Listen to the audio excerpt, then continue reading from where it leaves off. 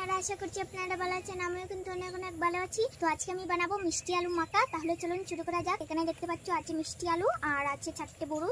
কুসাটা ছাড়িয়ে নিচ্ছে, কুচি কুচি করে কেটে নেবে। এবার বড়িটাকে কেটে নিচ্ছে, ভালোভাবে ধুয়ে নেবে।